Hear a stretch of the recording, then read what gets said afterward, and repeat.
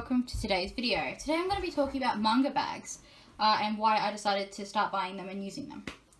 So I decided that I would start using manga bags because I noticed that a lot of the pages on my older manga were starting to get very yellow.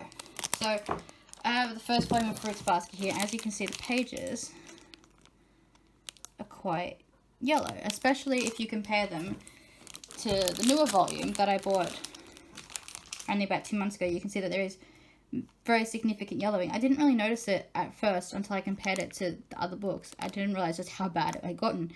And it was bugging me. I did look inside the books and the inner pages are perfectly fine, which is why I decided to buy the bags, because I wanted to make sure that even if the edges have already gone yellow, that I prevent the pages from inside from turning yellow, because that does happen over time if you're not careful. There are two different kinds of manga bags that I get. I'll put the links to both products in the description below. I usually just buy them off of Amazon, but you can buy them from other places as well. I'll put the links in the description below. They're not going to be affiliate links, they're just regular links. But there's two different types of bags I use, so I'll tell you what they are and how I use them. So the first type of bag is these ones. These are called Manga Bags by Ultimate Guard. They are 150 by 218 millimeters. With the listing on Amazon, the picture does look different.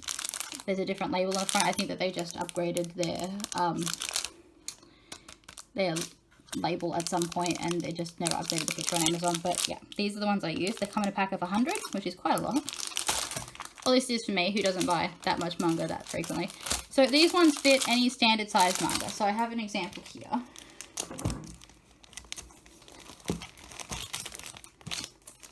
So I have Yona of the Dawn here. As you can see, it fits perfectly in here.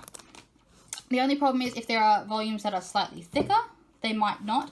So if you have the Parasite books, I'll just get one down and show you. This is my partner's Parasite volume. As you can see, it's about twice the thickness of a standard volume. And unfortunately, they don't fit in these bags. They're just a bit too thick, and it prevents the top from closing, and it splits the side, as you can, because these bags all have seams down the side that you can see. Yeah, so that's a bit unfortunate, but they fit all the standard size. These ones are the Yona's Dawn. They've got a decent amount of chunk to them, and they still fit perfectly fine. So these bags have a sticky strip along the top here.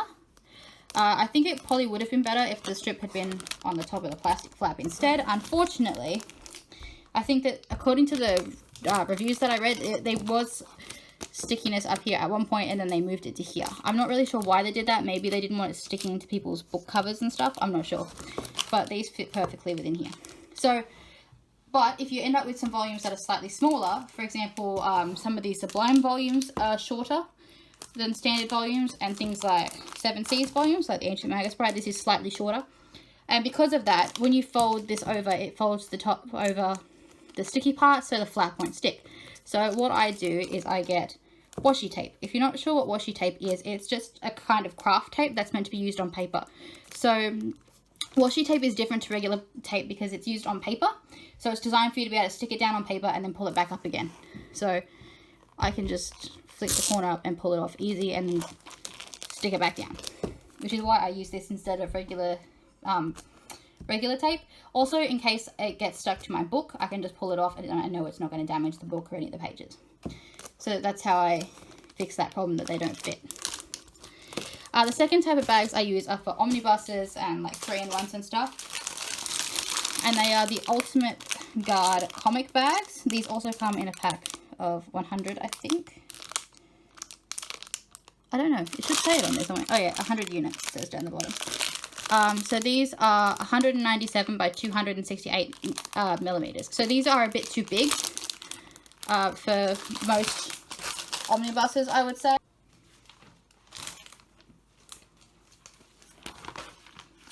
So you can see the size here of one of these bags. Kind of, that's the flap there that folds down.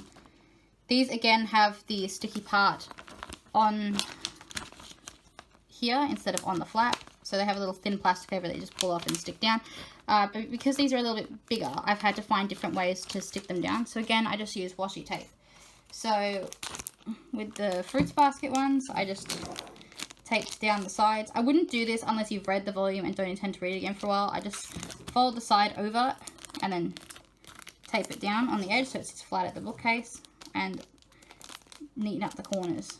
I don't bother with this corner because that one sticks out anyway, but just that one so it doesn't get all crumpled or ruin the bag. Because the bags do tear and rip if you're not careful with them. Although sometimes if you fold them good enough, like with this one, I managed to fold this one so that I only needed the one piece of tape still. I just wasn't able to do that more than once because I'm not very good at this. It does look a little messy up the top, but you don't really notice that one's on the bookcase because they're all stacked together like that.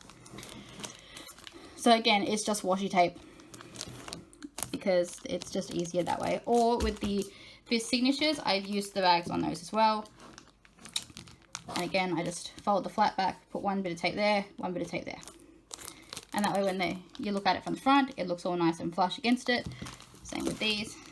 You don't notice too much that there's plastic there, particularly on these ones though. And they still look neat on the shelf, like that. And it just keeps the pages nice and white.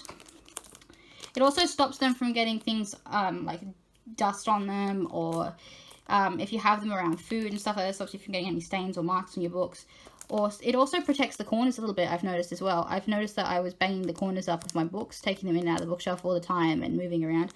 But these also help protect the sides and the corners of the books from getting dented, which I like because I'm a very clumsy human and I drop things all the time. I actually dropped my phone partway through recording. If you noticed that there was a bit of a jump in the edit, it's because I dropped my phone. So yeah, so that's why I use manga bags. I just wanted to keep the pages nice and white, and this seemed like a really good way to do it. They're not very expensive.